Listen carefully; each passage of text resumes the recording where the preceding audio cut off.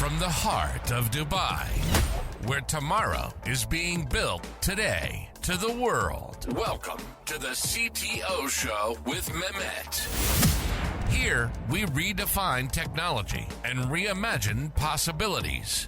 With Mehmet, delve into the riveting realms of AI, cybersecurity, and digital technology. Experience the thrilling highs and lows of startups. Immerse yourself in the spirit of entrepreneurship and witness the future of business innovation being written in real time. Now, without further ado, let's tune in and explore the future.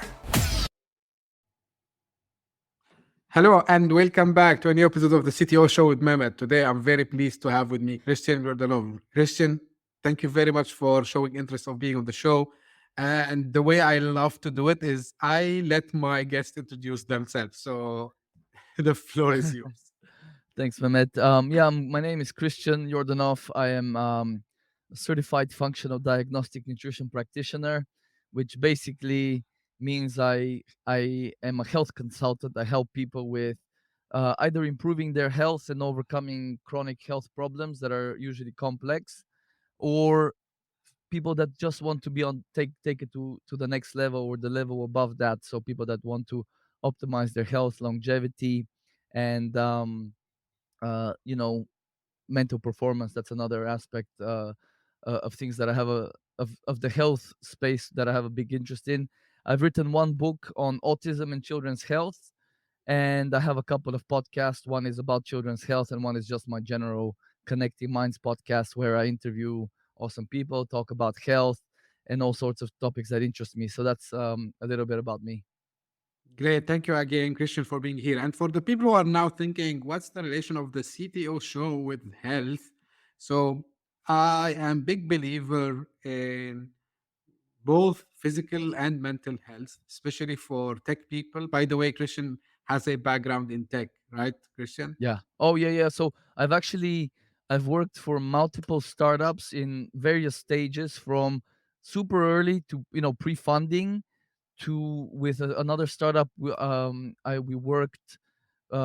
joined them before the seed round, and I've also worked in another startup several years ago where the company was already doing 2 million euro in revenue monthly. So I've worked in various stages. I've worked as a information security, data protection, and quality assurance consultant inside companies, as a contractor, as a full-time employee, in telecoms, online gaming. So I've got quite a bit of experience in tech from my 10 years in the field. Yeah.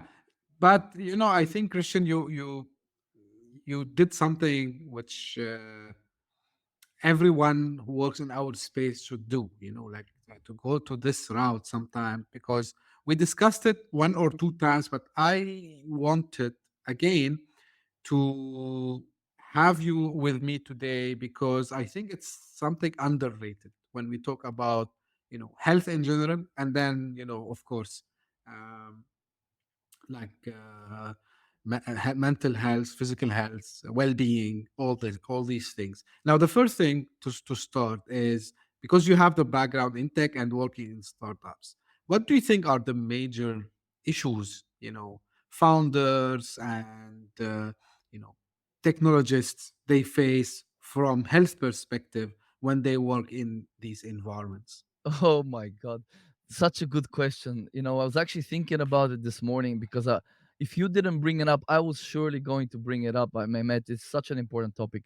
But the biggest issue is probably working too much, working too hard.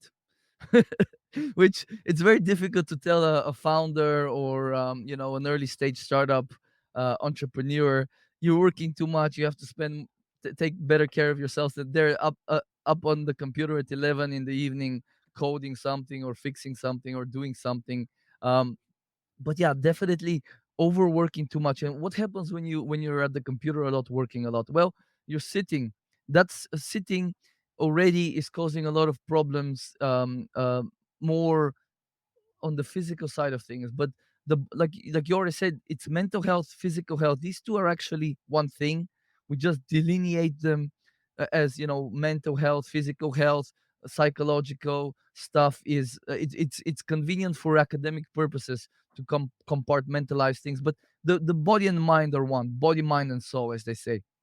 So if you have if you have already some type of impingement or imbalance in your physical body, it will translate into, for example, if I sit at the computer, like I'm writing my next book right now, and I can easily sit at the computer for 2 hours straight, just staring at it, writing or thinking or reading. And then I'm like 2 hours later, oh wow, my back is really tight and stiff and Mm. sore. So you get up, now you're less mobile, you're more likely to be cranky if you're in pain. So that's one major thing. The other thing is we are staring at blue light all day long, and that is actually quite bad for the eyes and in general for the circadian rhythm. So I always use blue blockers at the computer, the yellow lensed ones. They really help to reduce most of that harmful blue light. So for 50, $60 or euros or whatever, most of us can solve that problem in 10 minutes by buying a pair. And then in the evening time, if I have to work on the computer, I never go without my red blue blocker. So the red lens blocks most of the blue light, so you can actually be at a computer in the evening time when it's dark with these blue blockers, with the red lenses. You're actually disturbing your circadian rhythm a lot less than you would normally if you're just staring this blue light. It's much easier to fall asleep. So that's another thing. The other thing, I'm also seeing a lot of people making this mistake now. There's this big trend of people eating low carb because Mhm. we're doing intellectual work. We think it's not energy intensive. We're at the computer all day, so we think. I remember one friend of mine told me, "I'm so lazy. I'm at the computer all day." I'm like, "What are you doing at the computer?" "Well, reading, writing, interviewing people, being on interviews." I'm like, "You're doing hard mental labor all day long." And then he told me, I'm suffering from brain fog recently. I'm like, "What are you doing with your life, diet wise or everything else?" He's like, "Well, I'm low carb. I'm trying to get into ketosis." I'm like, "That's your problem right there." And he couldn't believe that um, using your brain is actually quite an energy intensive process. We're talking, the brain is 2% roughly of your whole body's weight, but at rest it consumes 20% of the calories. So 2% of the body, this organ, consumes one fifth of the energy at rest. So even if you're sitting on the couch, a normal person of regular size and everything, if you're just sitting on the couch or sleeping, you are consuming about 5-6 grams of glucose just for the brain every hour. So that's roughly, let's say, about 135 grams, 140 grams in a 24-hour period. So if you go low carb, let's say 50 to 100 grams a day, you're already not even getting enough glucose from your food to meet your brain's demands. So what happens then is the body will start making glucose on its own. It's very good at that, but that comes at the cost. It's an expensive process. It's much more expensive to convert something into another thing than to just take that thing in its original form, right? Like it's like that with anything in the physical world. So to do that, to create this glucose, we actually get into a stress state. The body increases stress hormones like cortisol, which everybody I'm sure has heard of. And this cortisol breaks down our muscle tissue, our bones, our skin, and even our organs to create this glucose. So when someone's coming to me and wants to optimize their brain function and their mental performance, one of the first things we look at is how much carbohydrate are you eating every day, and are you on one of these low carb diets? If they tell me yes, they are, then if they're open to it, of course, I don't force anything on people, but I try to start getting them to increase the carbohydrates. And they generally tell me their libido improves, they have more energy for the gym, they sleep better, they're less strung up, and obviously their brain function improves, because again, you're giving the fuel that your most energy hungry, energy intensive organ is craving. Yeah, a lot of information you provided, Christian, to us. Now, for some of the challenges you gave, the the way how we can fix it. So, for example, sitting, they need to be moving more. Like for the screen, you talked about the lenses. Now, diet, you mentioned a couple. We will come back maybe also to this, but I'm interested in stress, right? Hmm. And the reason I'm interested in stress because like there is a myth, or like it's not a myth, maybe it's a reality actually, that everyone that works in tech and everyone who works in a startup, you know, stress is part of the formula, right? So Yeah. now, but I look at some people who works in tech and I see them very happy, they are not stressed. So, and same for the founders, you see some founders, they take it in a more relaxed way. So how you advise to fight against stress? So how, of course, maybe we cannot reduce it to zero, but we can reduce it maybe from a scale of 10 to maybe 2 or 3 or Yeah. 4, which is, so what are some of the tactics that you can give to the audience regarding this? Yeah, that's exactly right. So we will never escape stress. We will never. So many normal activities in life are actually stressful, right?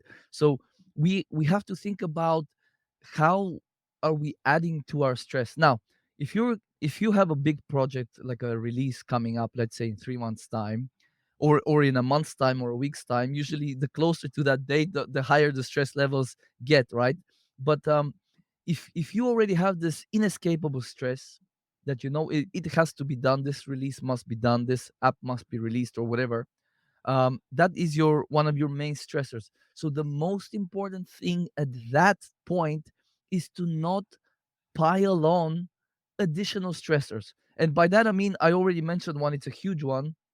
It's not doing crazy stuff like low carb diets, or how some guys will they'll work hard all day, and then they'll maybe go to the gym, or go run 10 kilometers, or do a really crazy workout, and it helps, they say it helps to de-stress them, but actually what it's doing is it's adding more stress. And then things like, if you have an argument with your significant other, if you have a small baby, these are additional stresses. So you have to think about what are the main stressors in your life. And so for a startup founder, or from my experience, I've been in a startup, and I have a small child, and then I have like my company accounts are due, so I have to get that done. And then I have the stress of the work, and then you continue listing them off, and you start thinking, what can I reduce? So if you're going for a run, you may want to make that um, just a walk. If you're going for a CrossFit session, you may just want to do an hour of just weights, without really being a crushing workout. If you're doing intermittent fasting, let's say 8 hours feeding, 16 hours not fasting, you may want to reduce that to maybe 12 and 12, because in that non-feeding time, you are running most of that time on cortisol again. You're running on stress hormones. So these are very fundamental things that one must take care of before doing more advanced stuff. Now, when it comes to the more advanced stuff, there are some supplements that can actually help to reduce um, stress at the physiological level. For example, what I really like, we were on a trip last week with my family, and I always know it's going to be a lot of driving, which can be stressful in a new city. But in the place we will be, usually there's a lot of very bright LED lights. There's a lot of things that you're not used to, so there's a lot of stress. And one of us, my wife or myself, will have to sleep in the same bed as our child, because we can't leave her on her own in a new room that she's never been in, right? So there's a lot of stresses there. So before bed, I like to take extra magnesium glycinate, and Hmm. the form of that form of magnesium has actually shown to be much better absorbed than most others, and it actually helps with sleep. Now, I also take glycine separately. It's an amino acid found in meat and animal products generally, and protein in general. And glycine has been shown in studies that about 3-4 grams of glycine before bed helps to improve sleep. So I take that, and I also take it to improve detoxification. It's also good for that, right? So that's one of my favorite supplements in my arsenal. And it also helps. It's basically an inhibitory amino acid. So when you're stressed, you have the more excitatory aspect of the nervous system, and in general of the nutrients, the more excitatory ones are dominant. So when it comes to bedtime, I like to add the inhibitory nutrients. So like I already mentioned, glycine and magnesium. Another really good one you can get is GABA, which is also an amino acid. It's called, the full name is gamma aminobutyric acid, GABA for short. And GABA is again an inhibitory amino acid and slash neurotransmitter. So like, for example, now that I'm writing my next book, I wake up at 4 in the morning, or in the middle of the night, bursting with ideas. I sometimes even dream of what I want to write about. So my problem is, I wake up in the middle of the night and I have so many ideas. I want to get up and capture them, or go and write, or scribble something. So my problem is, I wake up at 4 a.m. and I can't fall asleep because of all this sort of excitement. So when I take a gram of GABA just before bed, so I did that last night at about 9:30 in the evening. By 10 o'clock, I had to go to sleep. I went to bed at 10 o'clock, like a little baby almost. And I woke up at 7 a.m. this morning, bursting with energy, super happy that I slept long enough. And then I actually found that I was, all of that writing that I would have done from 4 to 7, not only did I do all of that, but I feel like I have more in me. So later on today, I'll be able to write more. So that's another thing that I probably should have said earlier is, a lot of entrepreneurs and professionals in general and technologists, they completely disregard sleep. And from there, a lot of problems start. So these couple of supplements I mentioned, you would think how can they make such a big impact? But if you try a bit of glycine with some magnesium in the evening with dinner, and then a 1 or 2 GABA of 500 milligrams to 1 gram.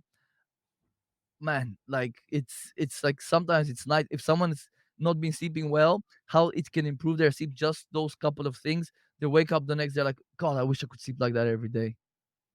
Wow, these are very useful, I would say, formulas that you are giving to us today, Christian. Um, so you mentioned sleep. So any other thing that we can do, like if like someone would say, okay, I don't want to use supplements. Like, is Hmm. there any other way to fix sleep? Because I know that sleep is very important for both the brain and the body. Yeah, yeah, yeah, yeah, of course. Well, I already mentioned a couple of things that can really help with sleep. So actually, I had one client. She came to me because her daughter couldn't fall asleep, and her daughter was very young. And I'm like, that's not normal for a child of that age to not be able to sleep. So I examined the diet, the first thing. And the first thing I told her, let's try this. Let her have 1 tablespoon of honey before bed. And she was out like a light, sleeping, no problem, sleeping through the night. So this is something I want to go back to because it's so important, and again, very often overlooked. If you're doing intermittent fasting, or you don't eat carbohydrates with dinner because you don't want to gain weight, you could be doing yourself a disservice, because when you have your last meal, let's say at 8 o'clock in the evening, for the next 4 hours, you're processing those nutrients. Your liver will fill up its glucose stores called glycogen, and then when you go to sleep, let's say 11, hopefully not much later than that, um, for the next couple of hours, the liver will keep your blood sugar stable by drip feeding glucose into the bloodstream. But it will start running low, not running low, but it will start getting depleted when the glucose in the liver, the glycogen, starts to go down that level. The body kicks into a process to create glucose called gluconeogenesis. And that's actually a stressful process. You need cortisol for that. That can actually mess up your sleep. So if someone is having trouble falling asleep, or is waking up early in the morning or in the middle of the night and they can't fall back asleep, things like that, usually it means it's either very high cortisol, or it could be parasites in some cases, less often, or bacterial sort of dysbiosis. But with those people, 1 or 2 tablespoons of honey half an hour to an hour before bed can work wonders. So the most important thing is to make sure you're eating your carbohydrates in the evening, to not fear carbohydrates. Now, I already touched on another thing is the blue blocker. So I I cannot go anywhere. Like most of us, one of the first things you do when you pack for a trip is, your toothbrush, your phone, this kind of things, right? So one of the first things on my list is to make sure I got my red blue blockers, because I always wear them 1 to 2 hours before sleep. The reason for that is, again, to not disrupt my melatonin production in the evening as much, and to help me fall asleep. And I've done experiments when I was tracking my sleep with a ring called the Aura ring. When I was Hmm. wearing the blue blockers in the evening, my deep sleep was much better, and I would sleep less, and I would wake up. I'd sleep more, and I would wake up less in the middle of the night. And then if you like traveling, like you've been on a plane or somewhere in the city, being exposed to blue lights, generally you will not sleep as well. So that that's a part of sleep hygiene that's very important. And then the other things that I like to do, and I tell my clients or recommend to my clients to do, is the sleep environment before bed. I like to turn off all the normal lights around maybe 8:30 in the evening, and we have red light bulbs as well. So I turned the red LED light bulbs, which you can get for a few dollars off Amazon, right? They're super cheap and very easy to find. So we turned those on a couple of hours before bedtime to get the ambient light level dark, right? I try to not use the phone. If I'm on the phone or the computer, I always have the blue blockers.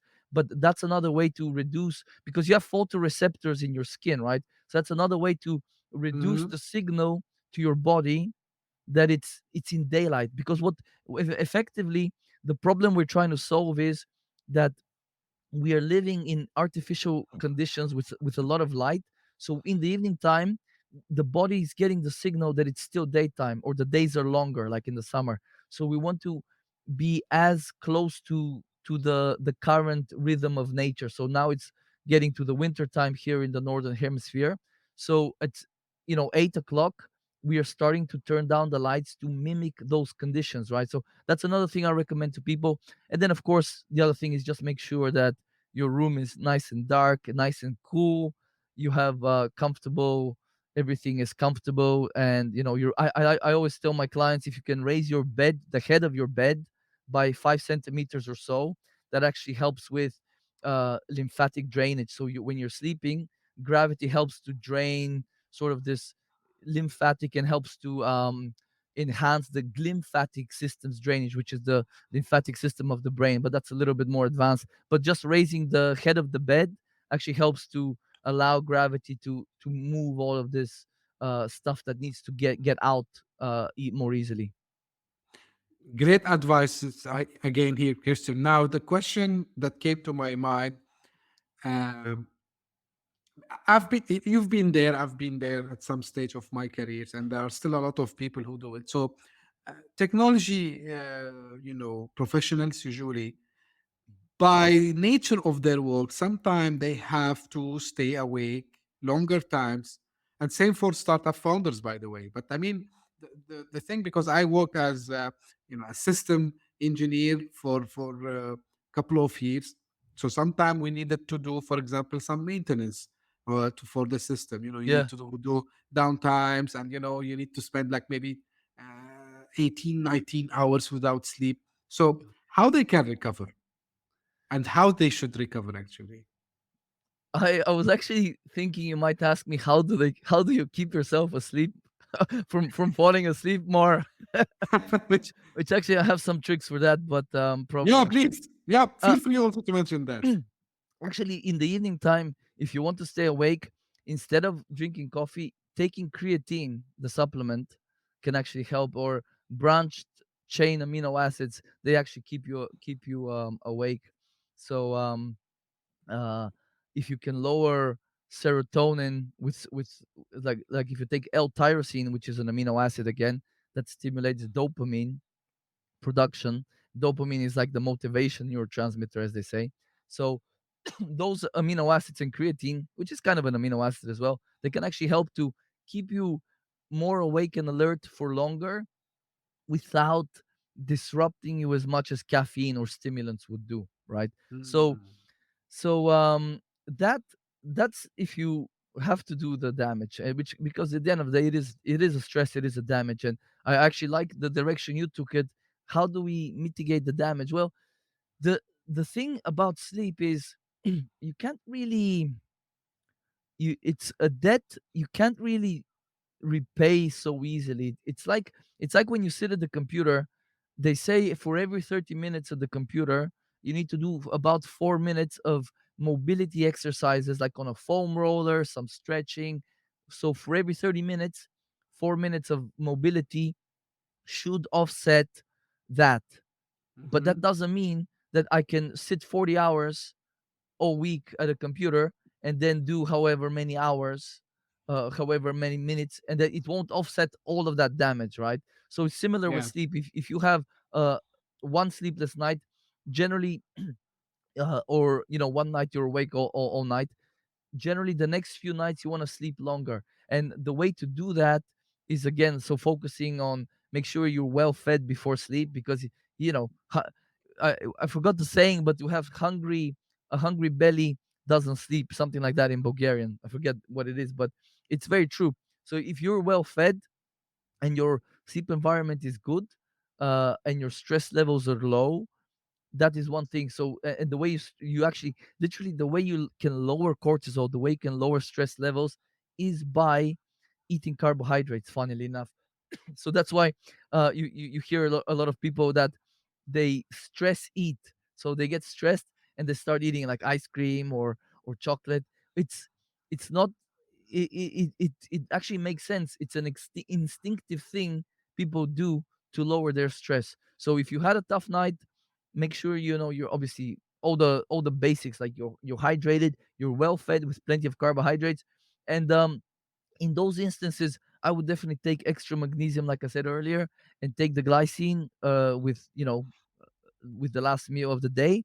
And the GABA, again, that's if you don't mind taking supplements, of course. Taking the GABA can really help. If you are against taking supplements, then carbohydrates, sleep environment, low blue light. I think those would be probably the basics you would want to cover. Great advice again, and thank you for bringing that also, Christian. Now, um, so sometimes we say we need to do a detox, right? Mhm.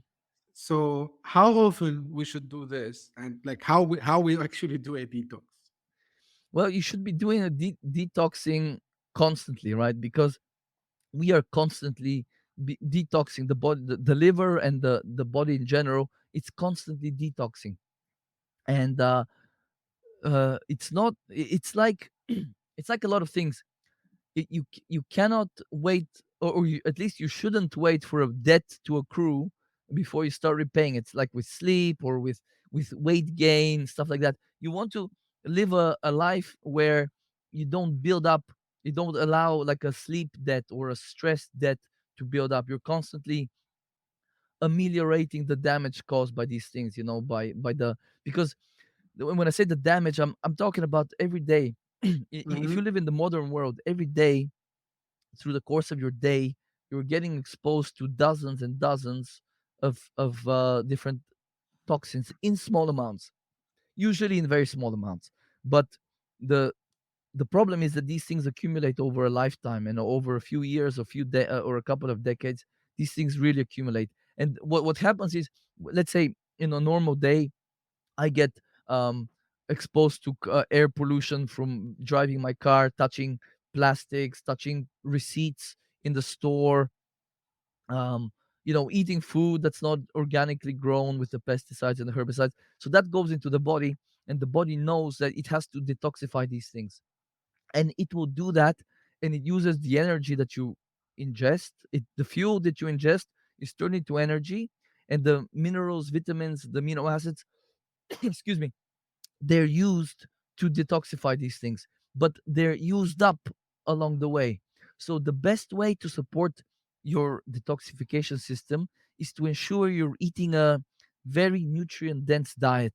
You want to eat plenty of protein, you want to eat plenty of carbohydrates, because the body, when there's more when insulin is increased because of carbohydrates, the body is being given the signal that it's in a state of abundance, it's not starving.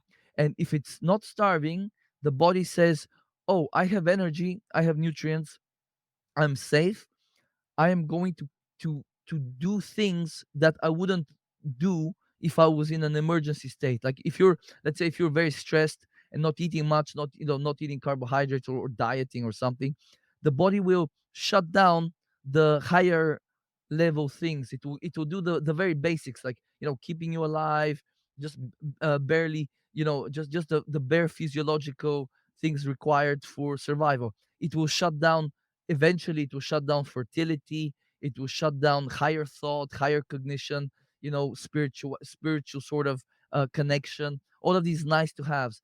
So you want to give the body plenty of nutrients, whether that's through multivitamins, or really trying hard to eat a very healthy organic diet, plenty of energy, and giving it certain nutrients can actually kickstart the process, or help to move it along. So the one I actually mentioned earlier, glycine, is my favorite one for detoxification, because it is actually part of one of the main detoxification enzymes in the liver, called Mhm. glutathione.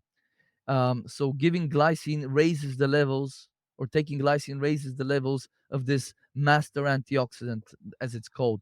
So um, that's what I would say is, like, we're constantly detoxing. So we should never just say, oh, I'll do my detox in the springtime, and then I can just do whatever the rest of the year. We should actually, if we're health conscious and we want to have longevity in our careers and be able to keep putting in the hours, decades down the line, we have to take care of ourselves well. And because the modern world has so many modern challenges, like all the pollution and all the plastics and the chemicals in the food supply, we have to use modern solutions to those problems. We can't expect to live like our grandparents, just eat normal diet and expect things to work out well for us. In most cases, they actually won't. That's why all the diseases are skyrocketing in the last couple of decades, right? As we can see from the stats. So the modern solutions are,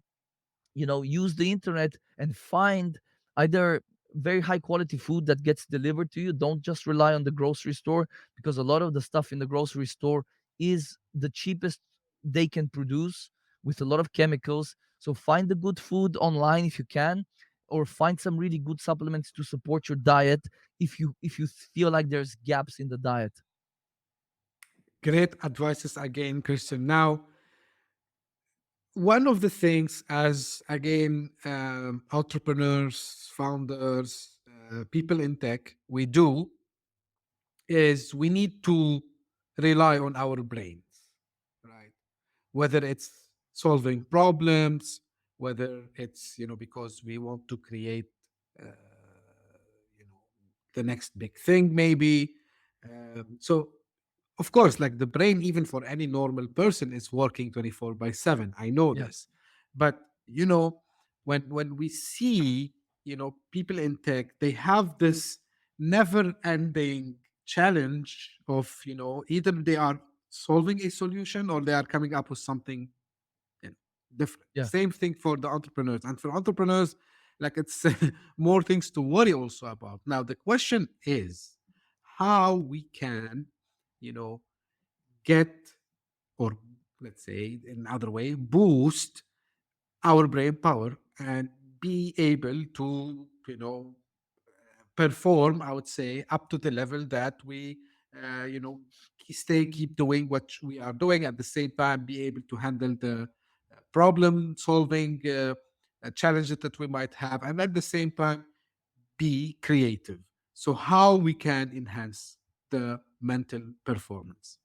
That's one of my favorite questions. So the you know I apologize for sounding like a broken record here, but the first thing, the most fundamental thing is we need to give the fuel to the body that is the preferred fuel source for the brain. And when you look at it, when you actually look at the physiology, the brain prefers to use glucose as energy. It doesn't prefer to use fat. So it can use ketones if you're in a state of ketosis, but that is a state that mimics starvation. So if the body is in that state, it will start to shut down higher order functions like cognition, like higher order cognition and creativity and stuff like that. So I excuse me, I don't care what anybody says that is a proponent of the low carb keto diet. It is not optimal for optimal performance, whether that's physical or mental, because the two are very closely correlated. So eating, I know it's a very basic thing, but eating, getting enough glucose into the diet, whether that's through honey, maple syrup, fresh fruit, organic white rice, these are probably my favorite sources of clean carbohydrates. That's the first step. Now, the other thing, because you that's the fuel for the brain, Mhm. the other thing that you need is the ability to turn that fuel into energy. It's not like we eat the thing and it suddenly becomes energy in the body. There's a conversion process. And that conversion process is strongly dependent on a lot of B vitamins. So I really emphasize getting high quality sources of B vitamins. That's usually animal products. Egg yolks are a good Mhm. source. Liver, I like to eat liver every 2 days, roughly. Meat is a good source of some B vitamins as well. So those B vitamins will help you turn the glucose into energy, right? Next is another one I mentioned earlier. It's a very basic supplement, but it actually I'm going to include it in my next book. It's been shown in quite a few studies to help with cognitive function, and that is creatine. Now most people think creatine is is something sports people use, like guys that want to build muscle and stuff like that. But creatine, it actually gives all of your cells an ability to have more energy, Mhm. including the brain.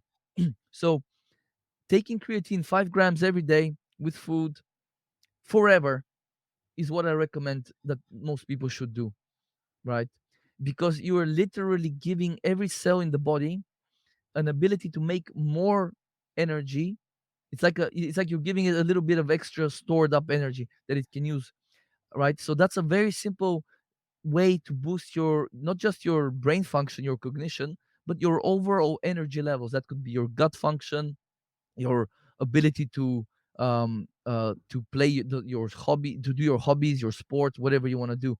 That's a very simple one that I also consider foundational. You shouldn't really think about more advanced supplements before you have the basics like B vitamins, carbohydrates, and creatine, right? But if you want to take it to the next level, my two favorite brain boosting supplements are called Alpha GPC and CDP choline, and both of these are based on choline, which is a it's actually a B vitamin. Choline is a B vitamin, but most people don't get enough of it. So the best sources of choline are liver, which most people don't eat nowadays, and egg yolks, which which I guess people don't eat enough in order to get enough choline, right?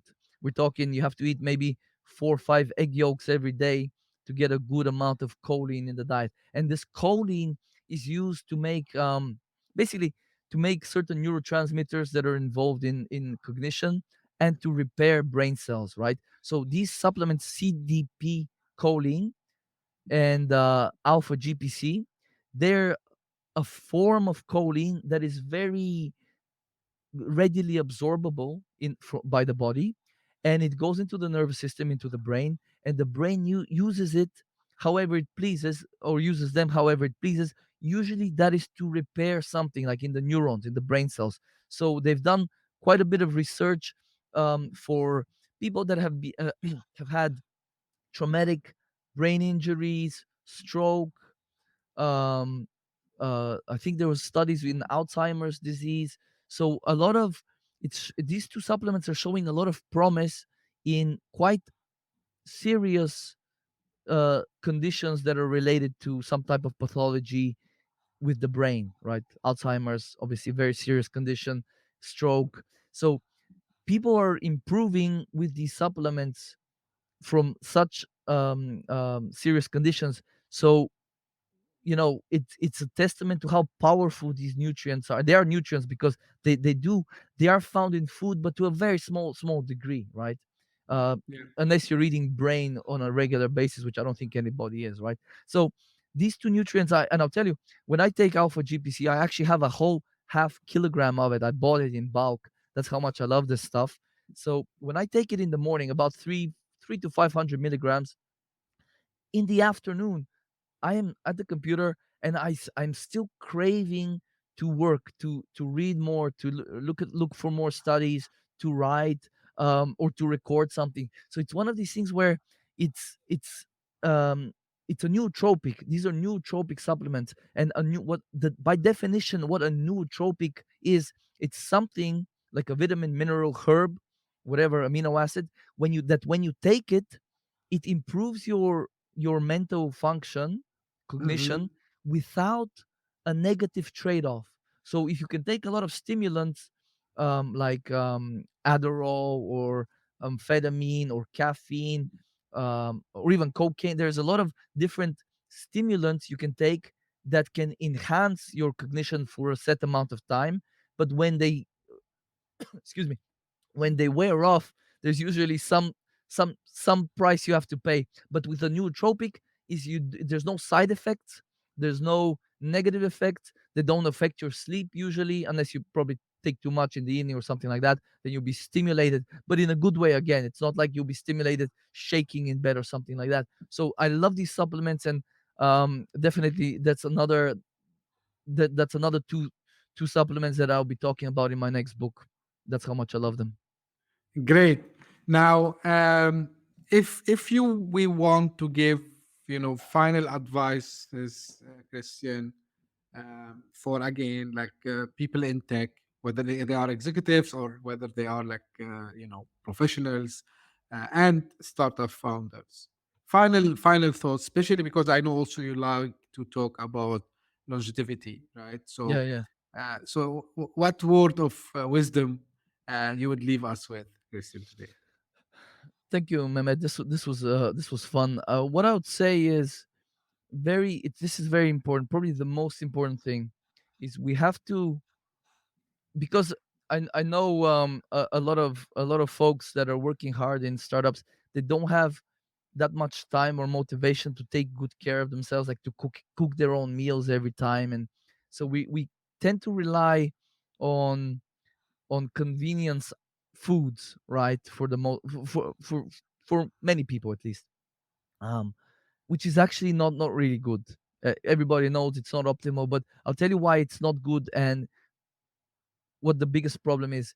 A lot of the prepared foods, like in restaurants, in takeaways, and processed foods, a lot of them contain these vegetable or seed oils, as they're known. So canola, rapeseed oil, sunflower oil, corn oil, soybean oil, these ones.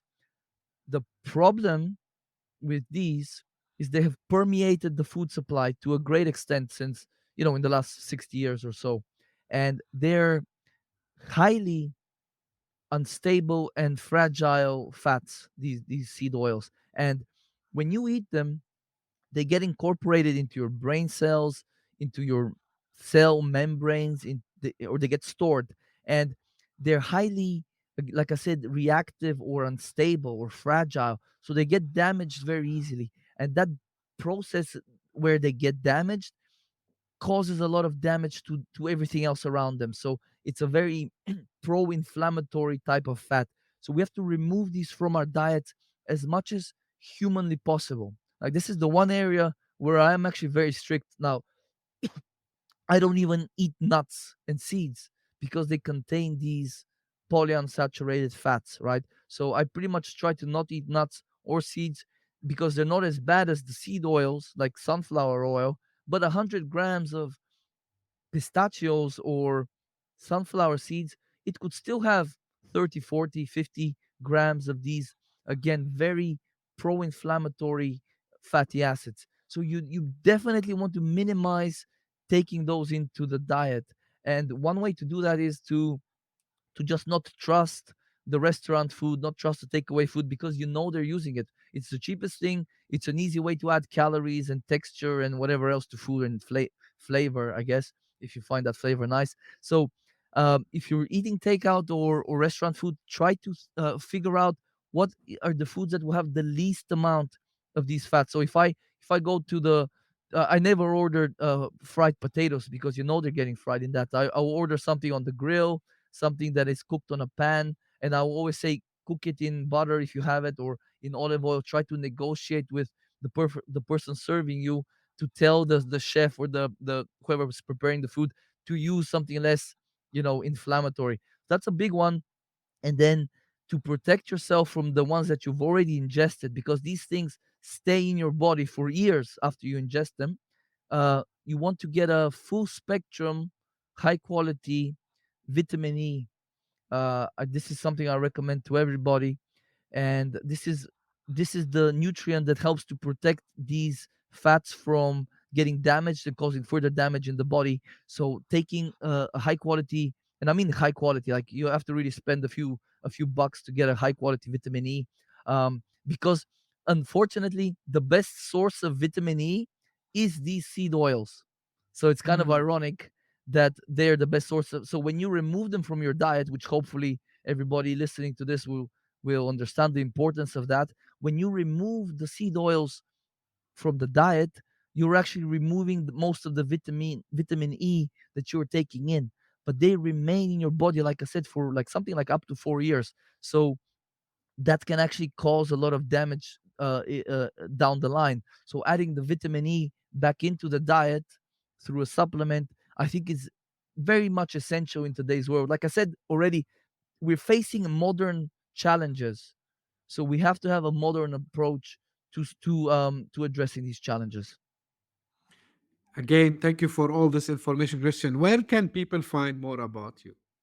My website is christianyordanov.com. It has all my links there to my book, to my health consulting services and courses and everything else. Yeah, great. Christian, anything like you wished I had asked you? No, I think you really touched on the most important things are we have to figure out how to reduce stresses and not pile on new stresses. But to do that, we have to recognize that a lot of quote unquote healthy things in today's world are actually stresses. And the reason they're stresses is because we're already under a lot of stress. So taking up a serious exercise routine or dieting, things like that, these things become stresses because we're already under stress. So recognize the stresses, reduce them, get the seed oils out of your diet, and look after your sleep environment, protect your eyes when you're at the computer, protect your circadian rhythm and your melatonin production with blue blockers. I think you asked all the important questions, and I think anybody listening, even if they implemented half of the things that we talked about today, uh, their future self, excuse me, would thank them because they will be younger, stronger, and better looking probably, and feeling much better in 10, 20 years time.